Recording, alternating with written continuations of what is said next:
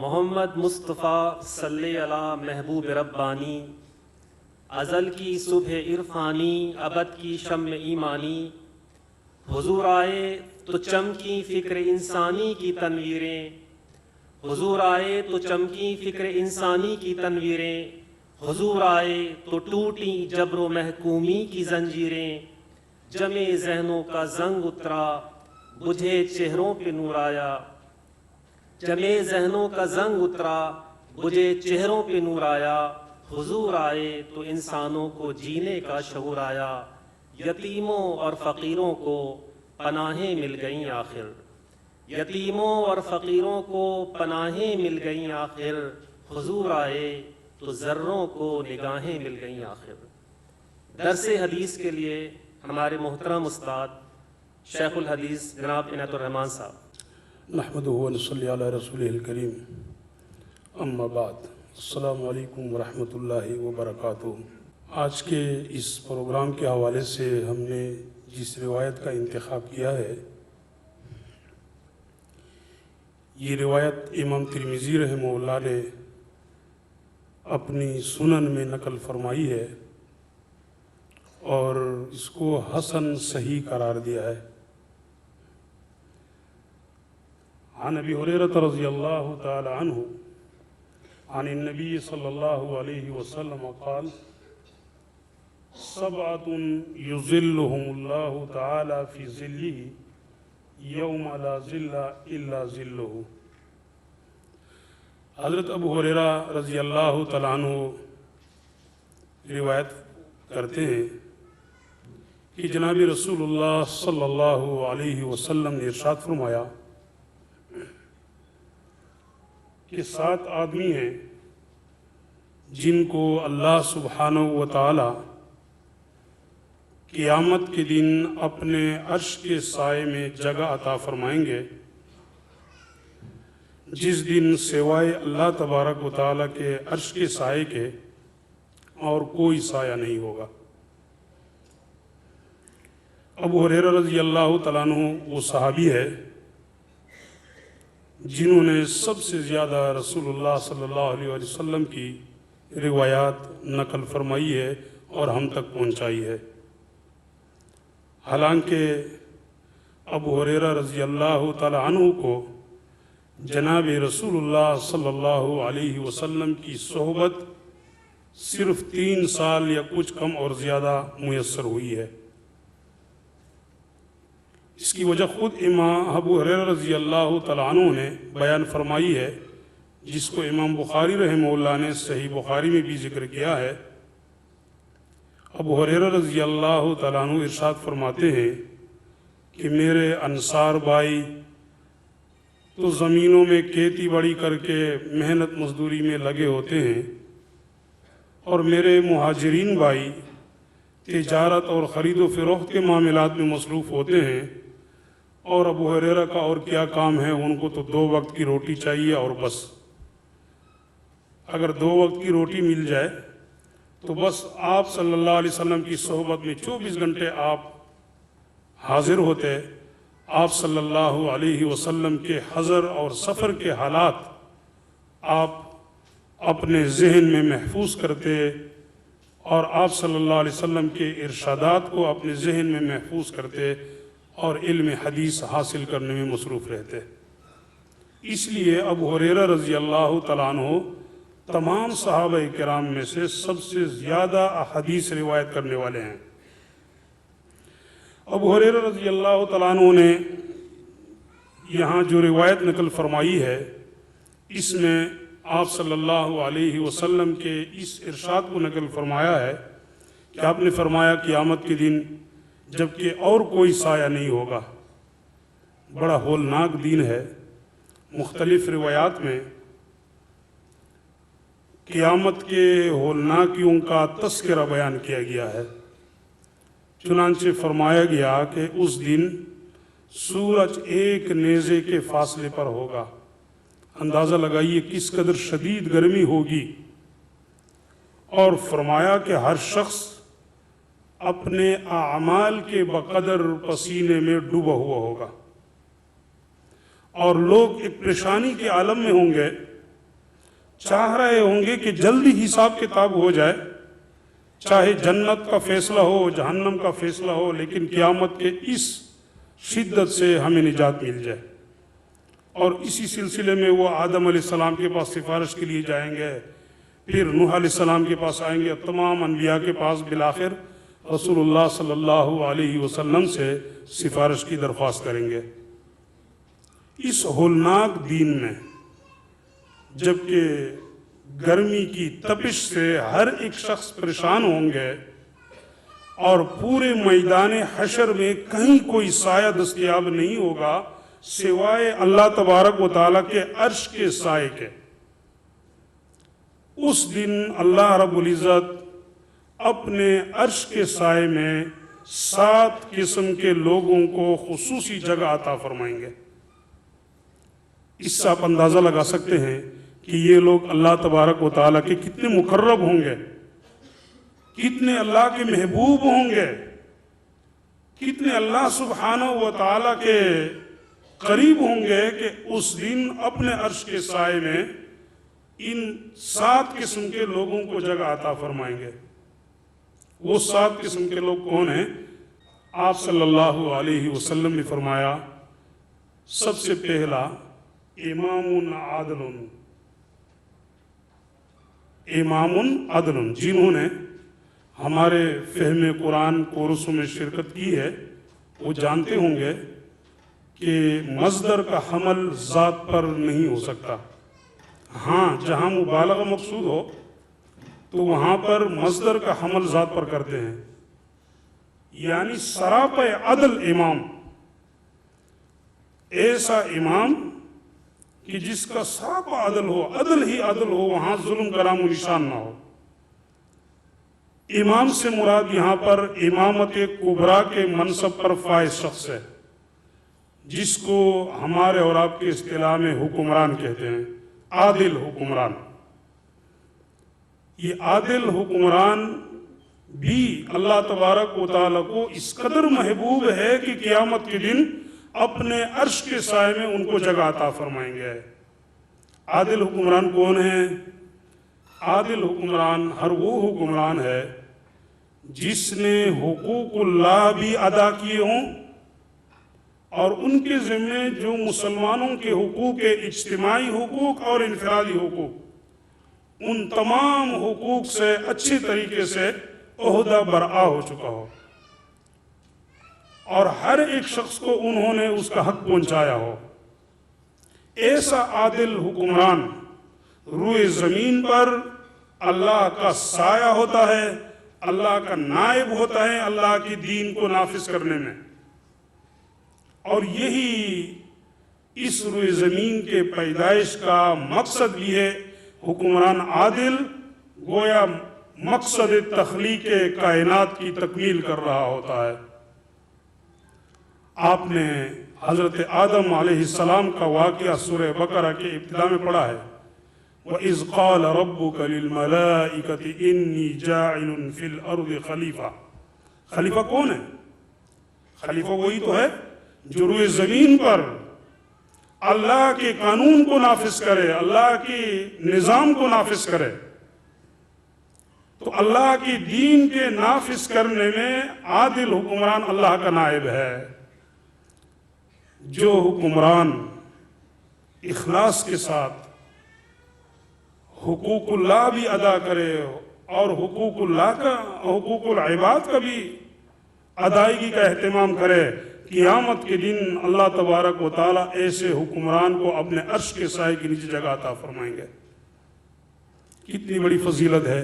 काश आज हमारे हुक्मरानों के पेश नज़र दुनियावी तरक्की, मादी तरक्की के बजाय आखिरत के इस कामयाबी पर उनकी निगाह होती तो आज पूरा मुआशरा अमन और आश्ती का गहवारा होता।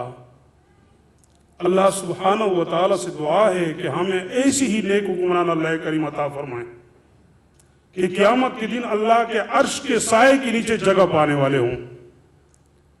दूसरा शख्स आप सल्लल्लाहु अलैहि वसल्लम ने फरमाया, वशाबुन नशअ फी इबादतिल्लाह, वो नौजवान جس نے اپنی نشو و نما کی اللہ تبارک و تعالیٰ کی عبادت میں، جس کی جوانی اللہ تبارک و تعالیٰ کی عبادت میں، اللہ تبارک و تعالیٰ کی رضا اور قرب حاصل کرنے میں خرچ ہو گئی۔ میرے دوستو، ویسے تو یہ زندگی ہمارے پاس ایک قیمتی سرمایہ ہے۔ ایک ایک لمحہ اللہ سبحانہ و تعالیٰ ہم سے قیامت کے دن اس کے بارے میں پوچھیں گے۔ وہ ایک لمبی حدیث ہے، وقت کم ہونے کی بنا پر میں اس کا پوری حوالہ تو نہیں دے سکتا، لیکن اس میں یہ بھی ہے کہ جب تک کوئی بھی شخص اپنی جگہ سے اس وقت تک نہیں ہٹ سکے گا جب تک اللہ تبارک و تعالیٰ ان سے چند چیزوں کے بارے میں نہ پوچھے۔ ان میں سے ایک یہ سوال بھی ہوگا کہ میں نے تمہیں زندگی عطا کی تھی، 50 سال، 60 سال، 40 سال، جتنا بھی انسان کو اللہ کریم زندگی عطا کرے، بتاؤ یہ زندگی کہاں لگائی ہے؟ اور ہمیں اور آپ کو ایک ایک لمحے کا جواب دینا ہے۔ اور پھر خصوصیت کے ساتھ اس زندگی میں جوانی کا زندگی عطا کیا تھا، وہ جوانی کہاں خرچ کی ہے؟ آج ہم دڑلے سے کہہ دیتے ہیں کرنے دو، ابھی تو جوان ہے، حالانکہ یہی جوانی کی زندگی اللہ تبارک و تعالیٰ کو بڑا محبوب ہے۔ جوانی کی زندگی میں انسان سب کچھ کرنے کی صلاحیت رکھتے ہیں۔ اگر ایک طرف قوائے شہوانیہ عروج پر ہوتے ہیں، تو اگر کوئی نوجوان اپنے قوائے شہوانیہ کو مغلوب کر کے اللہ کی رضا اور خوشنودی میں اپنی جوانی کو خرچ کرے، تو وہ نوجوان اللہ کو اتنا محبوب ہے کہ قیامت کے دن اپنے عرش کے سائے کے نیچے ان کو جگہ عطا فرمائیں گے۔ در جوانی توبہ کردن شیوہ پیغمبری، وقت پیری گرگ و ظالم میشوت پرہیزگار۔ جوانی میں توبہ کرنا پیغمبرانہ عادت ہے، بڑھاپے میں تو وہ ظالم بھیڑیا بھی جب ان کے منہ میں دانت نہیں رہتے، ظلم نہیں کر سکتے، کہتے یا الہی بہت ظلم کیا، میری توبہ۔ یہ نہیں کہہ رہا کہ اگر کسی کو اللہ بڑھاپے میں توبے کی توفیق عطا فرمائے تو اچھی بات نہیں ہے، وہ بھی بڑی سعادت کی بات ہے۔ حدیث میں آتا ہے اگر کوئی بوڑھا اللہ تبارک و تعالیٰ کے حضور ہاتھ بلند کرتے ہیں، اپنے گناہوں کی مغفرت پر روتے ہیں، اللہ فرماتے ہیں مجھے شرم آتی ہے کہ ان کے ہاتھ خالی لوٹا دوں۔ اگر کسی کو بڑھاپے میں بھی توبے کی توفیق مل جائے تو بڑی غنیمت ہے۔ لیکن میرے دوستو، جوانی کا زمانہ بڑا قیمتی زمانہ ہے اور اللہ تبارک و تعالیٰ کو بڑا محبوب ہے۔ اس لیے میں اپنے خصوصاً نوجوان بھائیوں سے عرض کروں گا کہ اللہ نے آپ کو قوت عطا فرمائی ہے، طاقت عطا فرمائی ہے، بجائے اس کے کہ ہماری یہ جوانیاں فضول کاموں میں لگے۔ آج سازشیں تو یہی ہو رہی ہے، کرکٹ کے دل دادا بنائے جا رہے ہیں نوجوانوں کو، ہاکی اور پتہ نہیں کن کن چیزوں کا۔ ٹھیک ہے، ورزش کے طور پر اگر یہ چیزیں کیا جائے تو کوئی حرج نہیں ہے، جائز ہے، لیکن آج ہمارے نوجوانوں کی صلاحیتیں ان فضول اور لایانی چیزوں میں خرچ ہو رہے ہیں۔ یاد رکھو، اگر کوئی نوجوان اللہ کی دین کی سربلندی کے لیے جدوجہد کرتا ہے، اللہ کی دین کے غالب کرنے کے لیے محنت کرتا ہے، اپنی جوانی اللہ کی رضا اور قرب اور خوشنودی کی تلاش میں خرچ کرتا ہے، تو ایسا نوجوان قیامت کے دن اللہ کے عرش کے سائے کے نیچے جگہ پائیں گے۔ اتنا اللہ تبارک و تعالیٰ کے قریب ہے۔ وَشَابٌ نَشَأَ فِي عِبَادَةِ اللَّهِ۔ آگے تیسرا فرمایا وَرَجُلٌ قَلْبُهُ مُعَلَّقٌ فِي الْمَسَاجِدِ، وہ شخص کہ جس کا دل مساجد کے ساتھ اٹکا ہوا ہو۔ مساجد کے ساتھ اس کا دل اٹکنے کا مطلب کیا ہے؟ ایک حدیث میں آتا ہے رسول اللہ صلی اللہ علیہ وسلم نے فرمایا احب البلاد الی اللہ مساجدها، روئے زمین پر سب سے محبوب ترین مقامات اگر اللہ کے ہاں کوئی ہے تو وہ اللہ کی مساجد ہے، کہ وہاں اللہ کی بندگی ہوتی ہے، اللہ کی کبریائی بیان کی جاتی ہے، اللہ کی ذکر و اذکار کیے جاتے ہیں، وہاں اللہ کی دین کی تعلیم اور تعلم کا سلسلہ ہوتا ہے۔ تو مسجد اللہ کا گھر ہے، اللہ کے یاد کرنے کی جگہ ہے، اور اس شخص کو اللہ سے محبت ہے، ایک لمحہ بھی وہ اپنے محبوب سے غافل نہیں ہے۔ اگر کہیں پر کسی کا محبوب رہتا ہو اور اس جگہ میں ان کو اپنے محبوب سے ملاقات کے مواقع میسر ہو تو ہر ایک محب صادق چاہتا ہوگا کہ ہر وقت میں وہاں پر موجود ہوں۔ اللہ سبحانہ و تعالی ہمارا محبوب ہے۔ مساجد میں اللہ سے نظر و نیاز کی باتیں ہوتی ہے، اللہ سے مناجات ہوتی ہے، تو جن کو اللہ سے محبت ہے اس کا دل مساجد کے ساتھ اٹکا ہوا ہے۔ اس کا مطلب یہ کہ جب وہ مسجد سے نکلتا ہے اپنے ضروری حوائج کے لیے، اپنے ضروری کام کاج کے لیے، ان کے ساتھ یہی فکر لائق ہوتا ہے کہ کب میں دوبارہ مسجد میں جاؤں، اللہ کی یاد میں مصروف ہو جاؤں۔ تو یہ اللہ سبحانہ و تعالیٰ سے تعلق اور محبت کا نتیجہ ہے۔ آگے فرمایا وَرَجُلَانِ تَحَابَّ فِي اللَّهِ اجْتَمَعَا عَلَيْهِ وَتَفَرَّقَا عَلَيْهِ، اور وہ دو قسم کے لوگ، وہ دو قسم کے آدمی جو آپس میں محبت کرتے ہیں محض اللہ کے رضا کے لیے، اسی اللہ کے رضا کے لیے وہ آپس میں ملتے ہیں اور اللہ کے رضا کے لیے وہ آپس میں الگ ہوتے ہیں۔ یعنی ان دو افراد کے درمیان آپس میں محبت ہو تو اس محبت کا سبب کوئی دنیاوی غرض نہ ہو، کوئی دنیاوی فائدہ نہ ہو، بلکہ محض اللہ تبارک و تعالیٰ کی رضا اور خوشنودی ہو۔ کہ کسی مومن بندے سے وہ محبت کرتا ہے اللہ کی رضا اور خوشنودی کے لیے۔ عام طور پر محبت کے جو اسباب ہیں وہ یا تو نیوال ہے، یا جمال ہے، یا مال ہے، یا حسب و نسب ہے۔ ایک شخص کسی دوسرے شخص سے محبت کرتا ہے مال و دولت کی بنا پر، بڑا مالدار آدمی ہے، امیر ترین آدمی ہے، ان سے کچھ مالی مفادات ہے اس لیے ان سے محبت کرتا ہے، یا کوئی بڑا حسین و جمیل ہے اور اس کے حسن و جمال کی بنا پر اس سے محبت کرتا ہے، یا کوئی بہت بڑے خاندان اور بہت بڑے منصب پر فائز ہے اس لیے کوئی مالی مفادات ان سے مقصود ہے، اس بنا پر ان سے محبت کرتا ہے۔ لیکن ایک مومن دوسرے مومن سے محبت کرتا ہے ان اسباب دنیاویہ کے بغیر محض اللہ تبارک و تعالیٰ کی رضا اور خوشنودی کے لیے۔ اہل ایمان کا ایک دوسرے کے سے تعلق لا الہ الا اللہ کی بنیاد پر ہوتا ہے، ایمان کے بنیاد پر ہوتا ہے، اور یہی ایمان، یہی لا الہ الا اللہ اہل ایمان کے درمیان اخوت قائم کرتا ہے، بھائی چارہ قائم کرتا ہے۔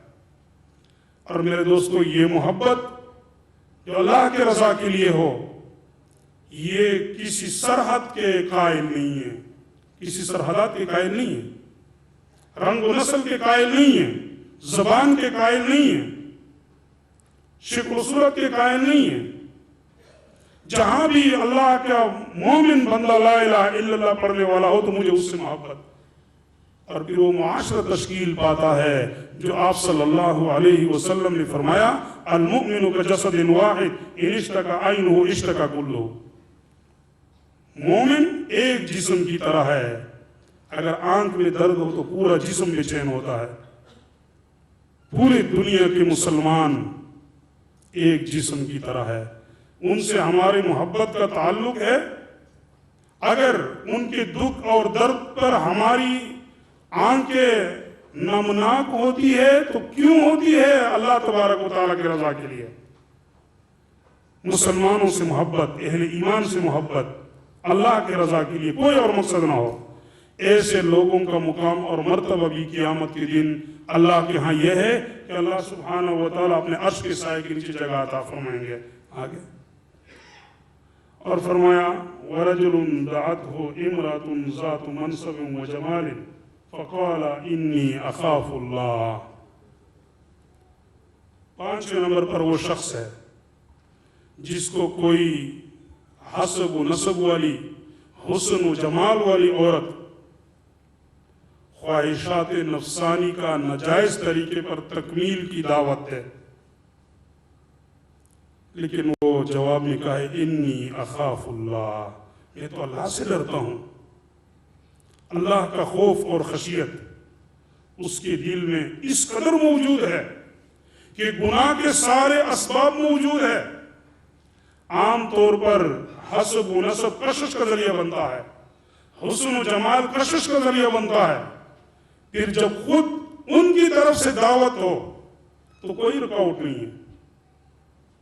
لیکن اللہ کا بندہ محض اس لیے اس گناہ کی جرت نہیں کر سکتا کہ اس کے دل میں اللہ کا خوف موجود ہے.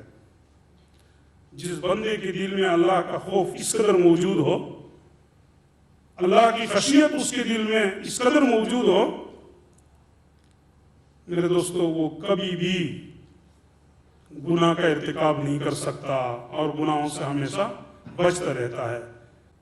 فرمایا چھٹا شخص کہ وَرَجُلٌ تَصَدَّقَ بِصَدَقَةٍ فَأَخْفَاهَا حَتَّى لَا تَعْلَمَ شِمَالُهُ مَا تُنْفِقُ يَمِينُهُ. اور نمبر 6 وہ شخص کہ جو اللہ کے راستے میں اپنا مال خرچ کرتا ہے, وہ اس قدر اخفاء کے ساتھ خرچ کرتا ہے, خفیہ طریقے سے خرچ کرتا ہے کہ جب دائیں ہاتھ سے خرچ کرتا ہے تو اس کے بائیں ہاتھ کو بھی پتہ نہیں ہوتا کہ اس نے کیا خرچ کیا ہے. میرے دوستو, اس سے اشارہ ہے اخلاص کی طرف, اس لیے کہ صدقے میں جتنا اخفاء ہوگا اتنا ہی اس میں اخلاص ہوگا, اور جتنا صدقے میں اخلاص ہوگا اتنا ہی اللہ تبارک و تعالیٰ کو زیادہ قبول ہے. اللہ کے ہاں اس کی قدر و قیمت ہے. ایک بات یاد رکھیں, اللہ تبارک و تعالیٰ کے ہاں قدر مقدار کی نہیں, یہ معیار کی ہے. آپ کتنے روپے خرچ کر رہے ہیں اللہ کے راستے میں اس کا اہمیت نہیں ہے, لیکن جو کچھ بھی آپ خرچ کر رہے ہیں وہ کس نیت کے ساتھ خرچ کر رہے ہیں, کس قدر اخلاص کے ساتھ خرچ کر رہے ہیں. اسی اخلاص کی طرف اشارہ ہے اس جملے میں. تو جو محض اللہ تبارک و تعالیٰ کی رضا اور خوشنودی کے لیے اخلاص کے ساتھ اپنے مال کو اللہ کے راستے میں خرچ کر رہے ہوں. اب اس سے یہ مطلب نہیں ہے کہ اگر کوئی لوگوں کے سامنے برسرعام اللہ کے راستے میں مال خرچ کر رہا ہے تو اس کو اجر نہیں ملے گا. نہیں, اگر وہ لوگوں کے سامنے برسرعام خرچ کر رہا ہے لیکن اس کے دل میں اخلاص ہے اللہ کی رضا کے لیے ہے تو بھی وہ صدقہ اللہ کو اسی طرح قبول ہے. لیکن عمومی طور پر صدقے میں جتنا اخفاء ہوگا اتنا ہی اس میں اجر اور ثواب زیادہ ہوگا, اس لیے کہ اس میں اخلاص زیادہ ہوتی.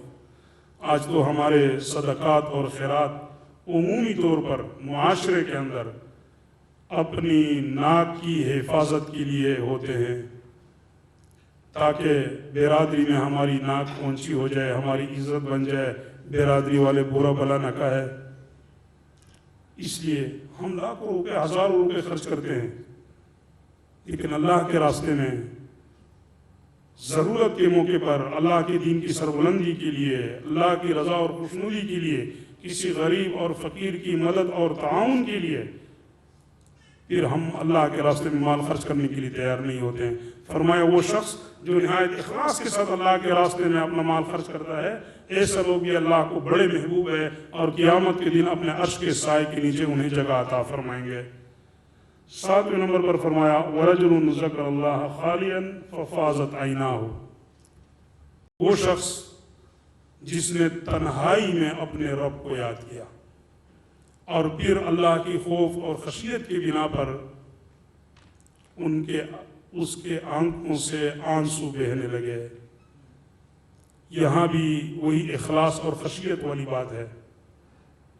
ایک اور حدیث میں آتا ہے رسول اللہ صلی اللہ علیہ وسلم نے ارشاد فرمایا کہ 2 قطرے اللہ تبارک و تعالیٰ کو بڑے محبوب ہیں.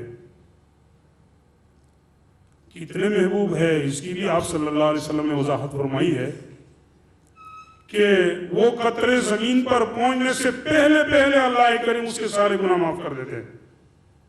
ایک شہید کے بدن کے خون کا قطرہ کہ جب اللہ کے دین کی سربلندی کے لیے, اللہ کی رضا اور خوشنودی کے لیے وہ اللہ کے راستے میں اپنی جان نچھاور کرتا ہے, دشمن کی گولی اس کی جسم پر پیوست ہوتی ہے, اس کے جسم سے خون نکلتا ہے, یہ خون کا قطرہ اللہ کو اتنا محبوب ہے کہ زمین پر پہنچنے سے پہلے پہلے اللہ کریم اس کے سارے گناہ معاف کر دیتے ہیں۔ اور فرمایا دوسرا آنسو کا وہ قطرہ جو کوئی اللہ کا بندہ تنہائی میں بیٹھا ہے، اپنے گناہوں پر نظر دوڑاتا ہے اور پھر اللہ تبارک و تعالیٰ کی نعمتوں کا احساس کرتا ہے، اللہ کی عظمت اور کبریائی کا احساس کرتا ہے، اس کے دل میں اللہ کا خوف اور خشیت بھر جاتا ہے اور اپنے گناہوں پر نادم اور شرمندہ ہو کر اس کے آنکھوں سے آنسو بہنے لگتے ہیں۔ یہ قطرہ بھی اللہ تبارک و تعالیٰ کو اتنا محبوب ہے کہ زمین پر پہنچنے سے پہلے پہلے اللہ اس کے سارے گناہ معاف کر دیتے ہیں۔ تنہائی میں اللہ کے سامنے اپنے گناہوں پر رونا، اپنی بغاوتوں پر اللہ سے رونا، توبہ کرنا، استغفار کرنا۔ جس شخص کی عادت ہو تنہائی میں اپنے گناہوں پر اللہ سے مغفرت طلب کرنے کی، اللہ کے حضور آنسو بہانے کی، ایسا شخص بھی اللہ کو اتنا محبوب ہے کہ قیامت کے دن اپنے عرش کے سائے کے نیچے انہیں جگہ عطا فرمائیں گے۔ یہ 7 قسم کے وہ خوش نصیب لوگ ہیں کہ قیامت کے دن، جبکہ بڑا ہولناک دن ہوگا، قیامت کے ان ہولناکیوں سے اللہ سبحانہ و تعالی ان کی حفاظت فرما کر اپنے عرش کے سائے کے نیچے انہیں جگہ عطا فرمائیں گے۔ اللہ سبحانہ و تعالی سے دعا ہے کہ وہ